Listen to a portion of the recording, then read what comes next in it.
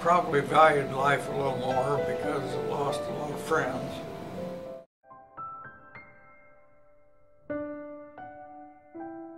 We lost 40% of the guys getting shot down before I left England. There are very few left, but the ones that are alive have a strong affinity for life.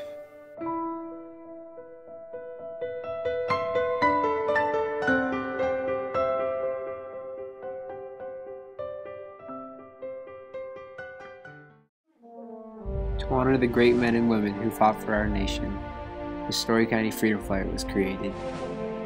To answer your questions about what the Story County Freedom Flight is, I interviewed Brett McLean, a member of the Story County Freedom Flight Committee. My name is Brett McLean. I'm retired from the Navy, served 21 years in the Navy. Following that, I was hired as the Story County Veterans Affairs Director.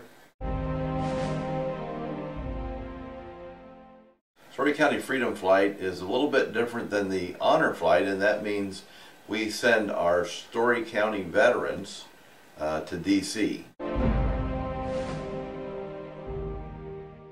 The cost was $650 per veteran, and that covered their yellow shirt, their yellow jacket, their hat, the trip out there, the food, the buses, and everything that we did that day.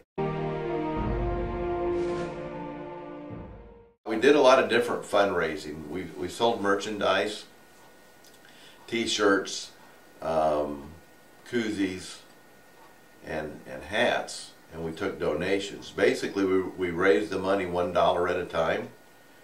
The largest contributor was Hy-Vee, and they donated $2,500 in cash. The largest donation in kind was the Ames Tribune, and I would guess they donated about $10,000 just in advertising. But basically, we just did fundraisers. We had a golf outing. We had dinners. We had live auctions. We had silent auctions. We had Freedom Flight walk. We had Freedom Flight breakfasts at the Grove. It was just whatever we could think of. We just come up with an idea, put some flyers together, and did the event.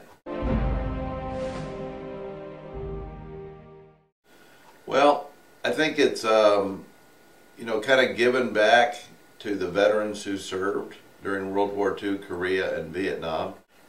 Felt like this is really important for the committee and the community to show respect to these veterans and get them out there to see their memorials. On October 16, 2012, Story County had its first Freedom Flight. But just a few days before that, there was a send-off to recognize the veterans going on the Freedom Flight.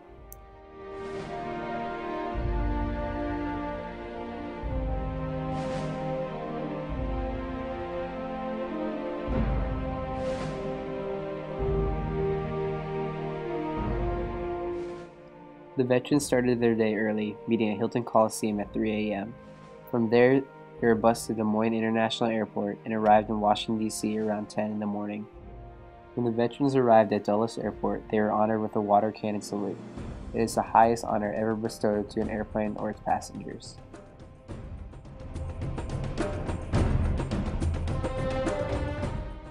The veterans started the day in Washington, D.C. by first visiting Arlington National Cemetery.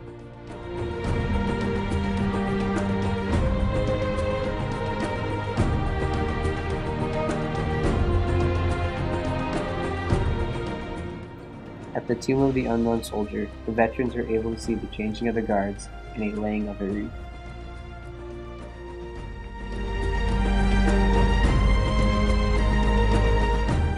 At the World War II Memorial, veterans were free to walk around and see the stunning memorial dedicated on April 29, 2004.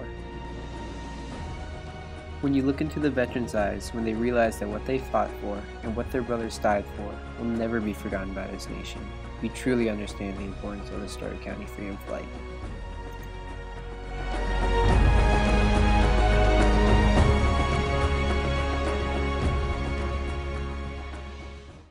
The Veterans Day continued at the Air Force Memorial.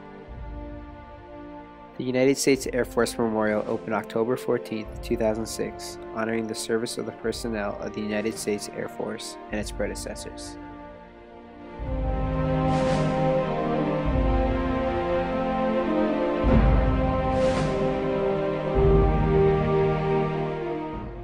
Veterans then went to go see the Korean Memorial, which was dedicated on July 27, 1995.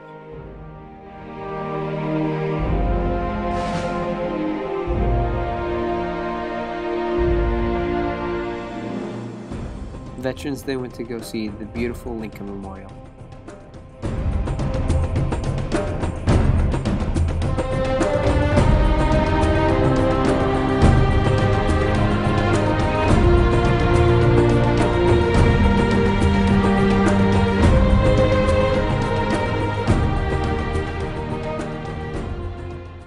There was one Vietnam veteran who was a helicopter pilot, and his helicopter crashed, burned up.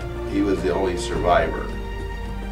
And so when we went to the Vietnam Wall, he seen the other air crew that was with him on that wall because they died that day. So for him, it was a little bit of closure.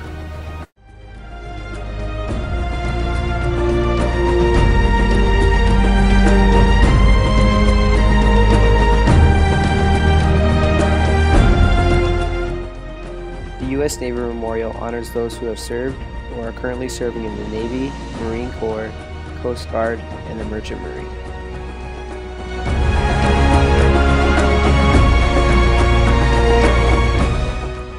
The day ended with a group photo at the Iwo Jima Memorial.